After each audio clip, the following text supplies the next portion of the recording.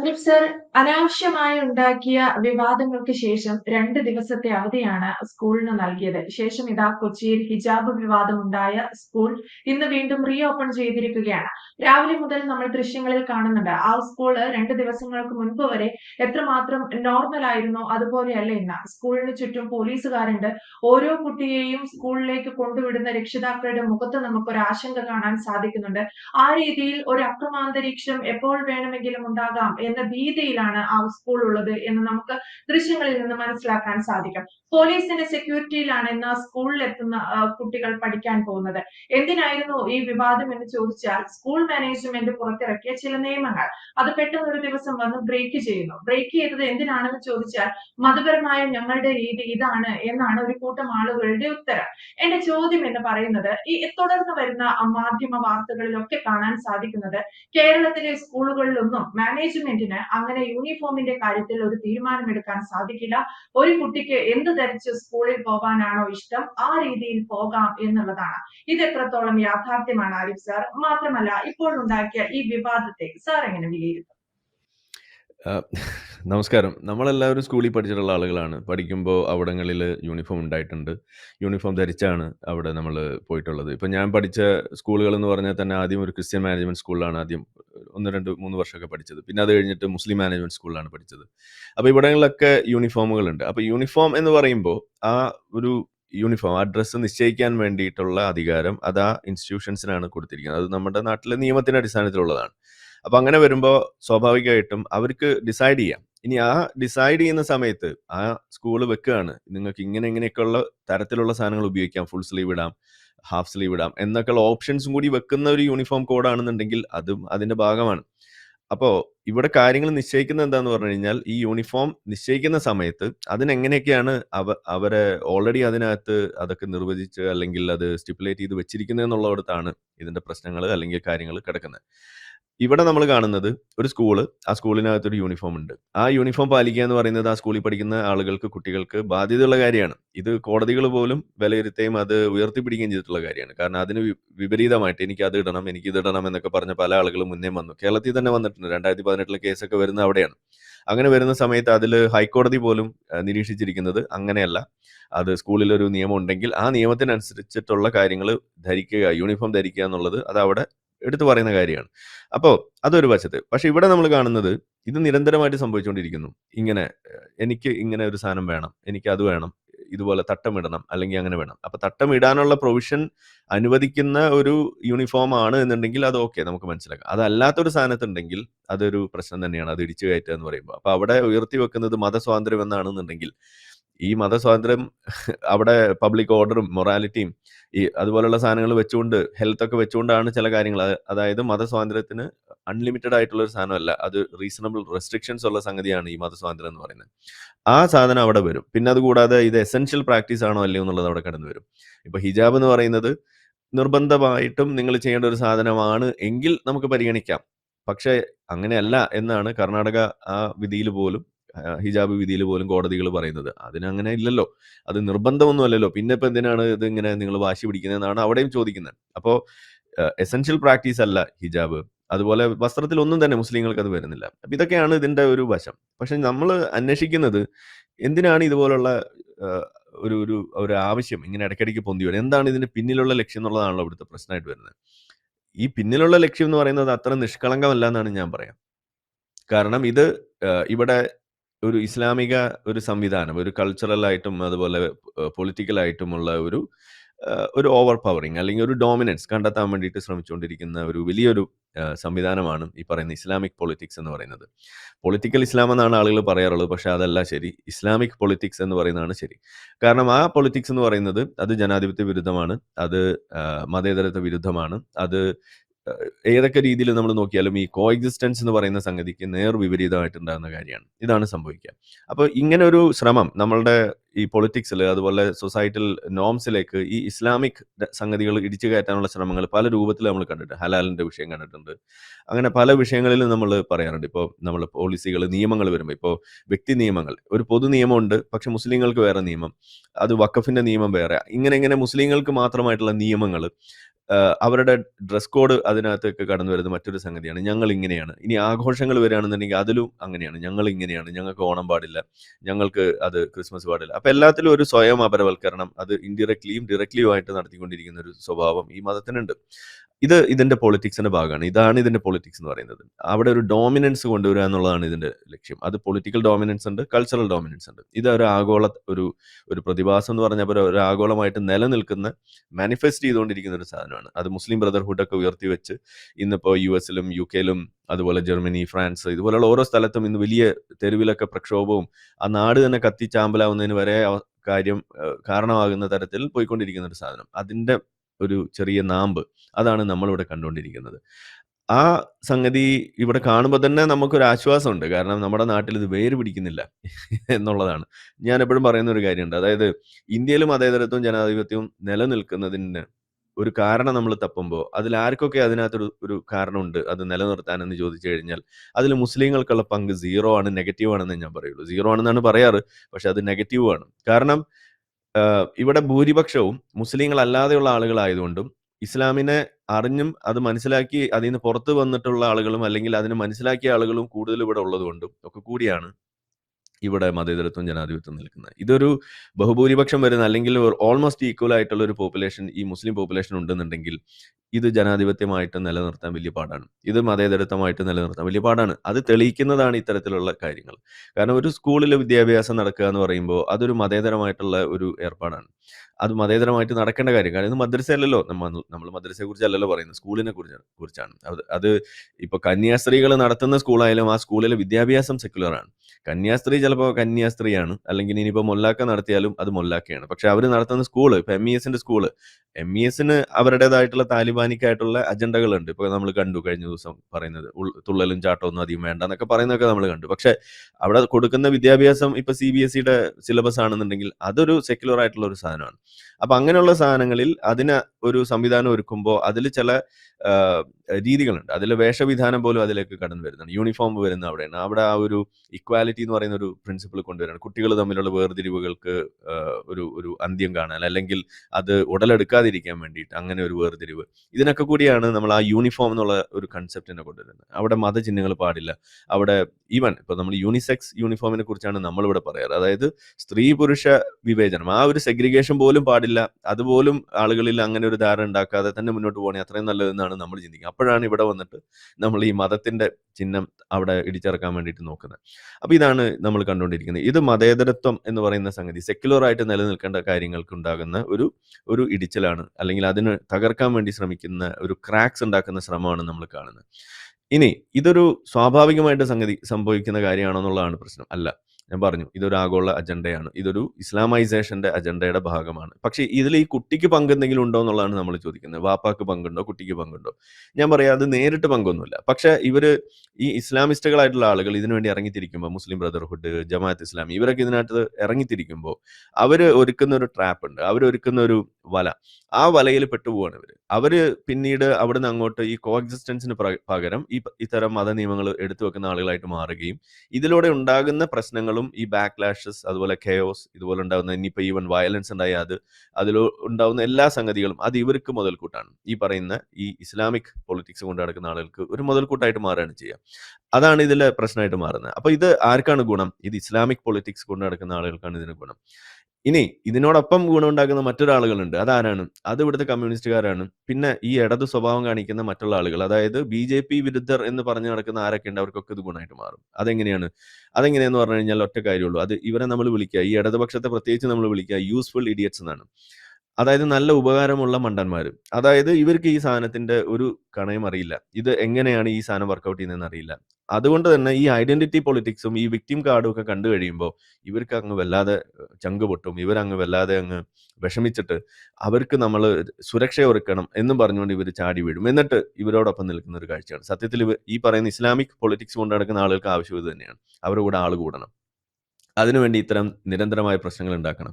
ഇതാണ് ഇവർ പറഞ്ഞു വെക്കുന്നത്. ആ വിക്ടിം കാർഡിലാണ് ഇവരുടെ കാര്യങ്ങൾ ഇരിക്കുന്നത്. അങ്ങനെ പറയുമ്പോൾ നമ്മളെ കൂടെ ആളുകൾ കൂടുന്നു, അങ്ങനെ നമുക്ക് വിസിബിലിറ്റി കിട്ടുന്നു, നമ്മളുടെ കാര്യങ്ങൾക്ക് കൂടുതൽ ആളുകൾ ഒപ്പം ചേരുമ്പോൾ നമുക്ക് വോട്ട് പോലുമായി മാറുന്നു. ഇതാണ് പുതിയ നിയോ ജിഹാദിസം എന്ന് പറയുന്നതിന്റെ ഒരു ആകത്തുക. എന്ന് വെച്ചാൽ ഇത് വാളൊന്നുമല്ല ആദ്യത്തെ വഴി. വാളിലേക്ക് എത്തുന്നതിന് മുന്നേ നമുക്ക് ഇത്തരം ആളുകളെ കൂട്ടുക, വോട്ട് പിടിക്കുക, ഇതുപോലുള്ള സാധനങ്ങളാണ് ഇന്നിപ്പോൾ. അതായത് ഡെമോക്രസിയാണ് ആധുനിക ജിഹാദ് എന്ന് പറയുന്നത്. അതായത് ഡെമോക്രസി ജിഹാദാണ് ഇവിടെ നടക്കുന്നത്.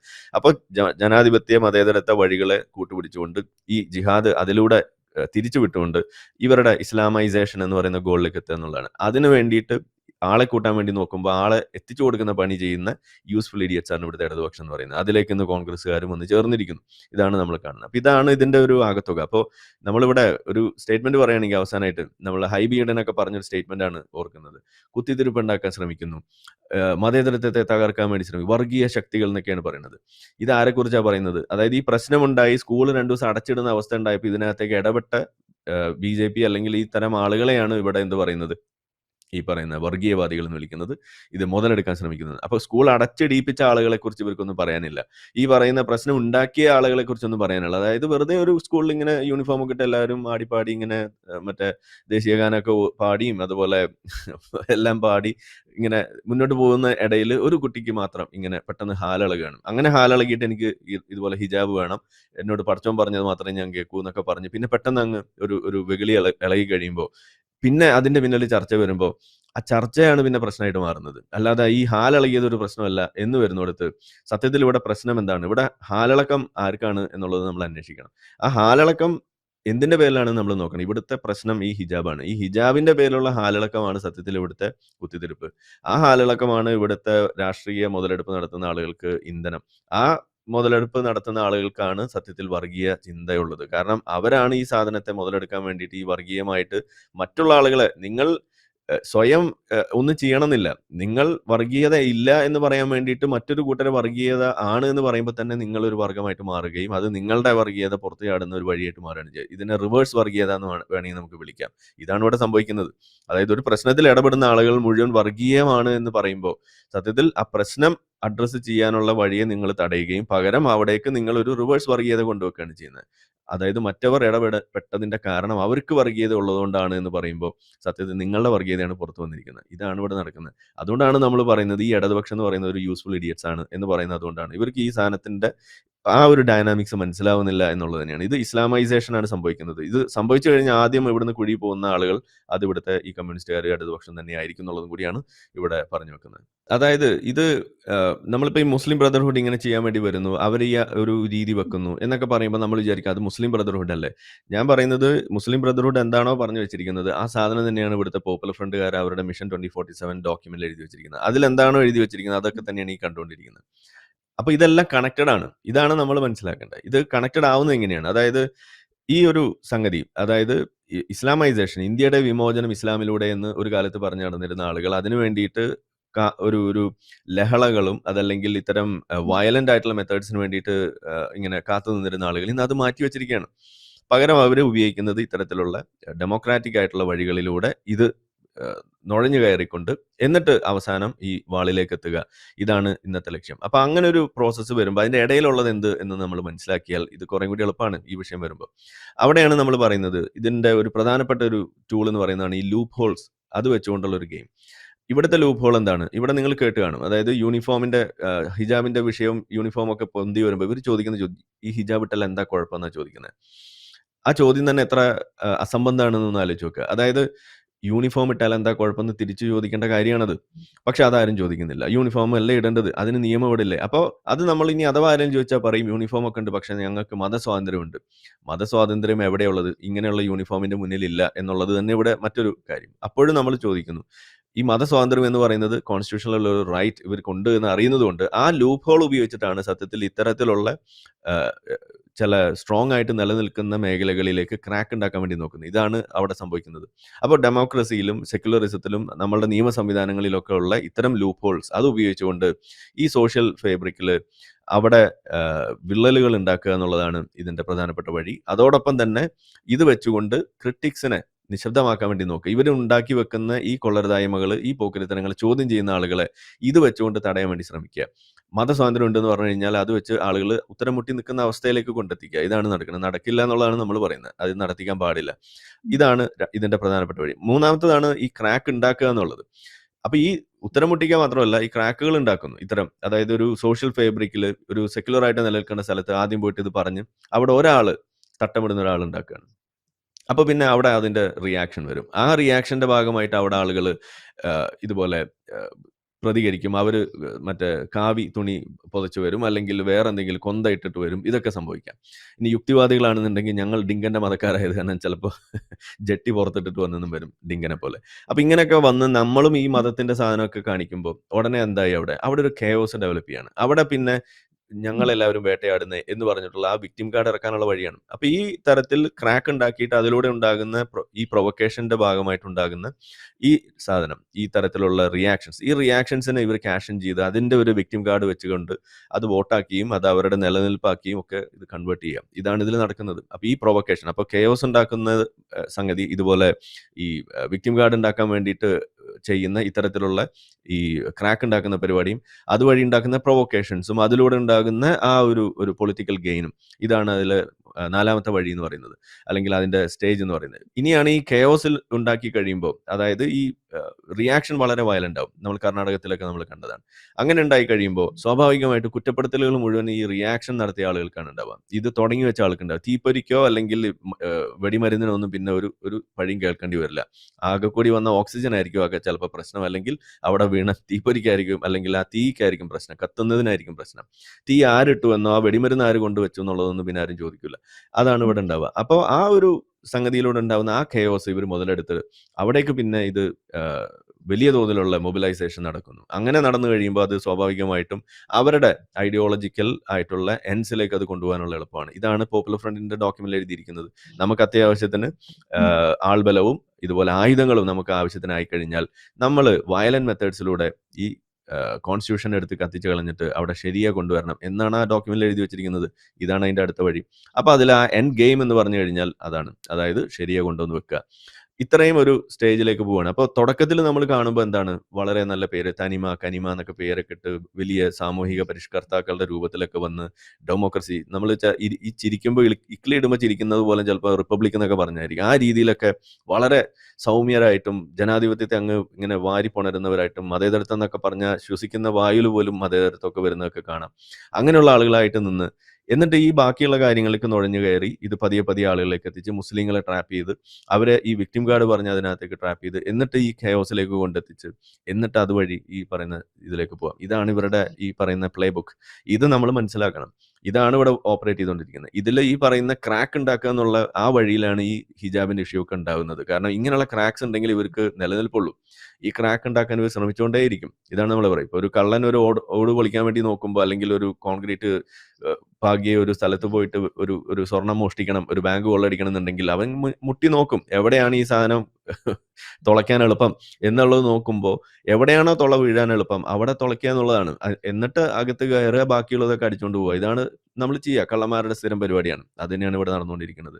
ഏറ്റവും എളുപ്പം ഇത് ചെയ്യാൻ പറ്റുന്ന സ്ഥാപനങ്ങൾ, ഇതുപോലെയുള്ള ന്യൂനപക്ഷങ്ങളുടെ സ്ഥാപനങ്ങൾ നമ്മൾ കണ്ടിട്ടുണ്ടാവും. നിസ്കരിക്കാൻ സ്ഥലം ചോദിക്കുന്നു, അതല്ലെങ്കിൽ ഇതുപോലുള്ള കാര്യങ്ങൾക്കെല്ലാം മുന്നോട്ട് വരികയും ഈ കുത്തിത്തിരിപ്പ് ഉണ്ടാക്കുന്നതെല്ലാം തന്നെ ഇത്തരം സ്ഥാപനങ്ങളിലാണ്, പ്രൈവറ്റ് ഇൻസ്റ്റിറ്റ്യൂഷൻസിൽ, പ്രത്യേകിച്ച് ക്രിസ്ത്യൻ ഇൻസ്റ്റിറ്റ്യൂഷൻസിലാണ് നമ്മളിപ്പോൾ കണ്ടുകൊണ്ടിരിക്കുന്നത്. എന്തിനു വേണ്ടിയായിരിക്കുന്നതാണ് ഞാൻ എപ്പോഴും ആലോചിക്കാറുള്ളത്. കാരണം അവിടെ ഇത് വന്നു കഴിഞ്ഞാൽ അങ്ങനെ ഒരു ഹിന്ദു ക്രിസ്ത്യൻ മുസ്ലിം ഈ ഒരു റൈവൽറി അവിടെ വലിയ തോതിൽ നിലനിർത്താൻ പറ്റും. അപ്പൊ ഇതേ ആളുകൾക്ക് ഇങ്ങനെ ബുദ്ധിമുട്ടുണ്ടെന്നുണ്ടെങ്കിൽ അവർക്ക് വല്ല സർക്കാർ സ്കൂളിലോ, അതല്ലെങ്കിൽ എത്ര ഈ സ്കൂളൊക്കെ ഉണ്ടല്ലോ, വളരെ നല്ല സ്കൂളുകളൊക്കെ ഉണ്ടല്ലോ ഇവിടെ. മതം മാറുന്നവനെ എങ്ങനെ മതം മാറ്റാം എന്ന് വരെ പഠിപ്പിക്കുന്ന സ്കൂളുള്ളപ്പോൾ അവിടെ പോയിട്ട് പഠിച്ചാൽ പോരെ ഈ കുട്ടികൾക്കൊക്കെ.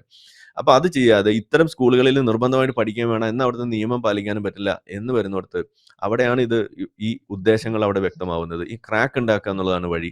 ഈ സോഷ്യൽ ഫാബ്രിക്കിനെ നശിപ്പിക്കുക എന്നുള്ളതാണ് അവിടുത്തെ ലക്ഷ്യം. ഇത് നമ്മൾ തിരിച്ചറിയുക, ഇത് സമൂഹം തിരിച്ചറിയുക. ഇതൊരു ജമാഅത്ത് ഇസ്ലാമി, ഒരു മുസ്ലിം ബ്രദർഹുഡ്, ആ ഐഡിയോളജിയുടെ കോർ ഇംപ്ലിക്കേഷൻ, അവരുടെ ഐഡിയോളജിയുടെ ഇംപ്ലിമെന്റേഷൻ ആണ് നമ്മളിവിടെ കണ്ടുകൊണ്ടിരിക്കുന്നത്. ഇത് നമ്മൾ തിരിച്ചറിയുക എന്നുള്ളതാണ്.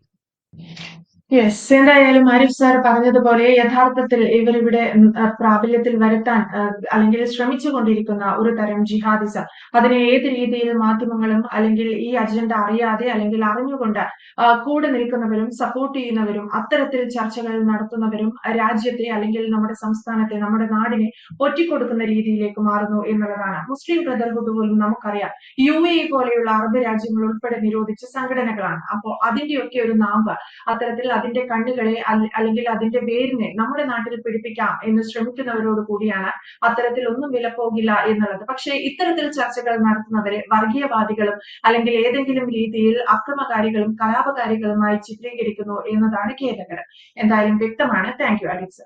കൂടുതൽ വാർത്തകളും വിശേഷങ്ങളും നിങ്ങളിലേക്ക് എത്താൻ ABC മലയാളം സബ്സ്ക്രൈബ് ചെയ്യുക, ബെൽ ബട്ടണും അമർത്തുക.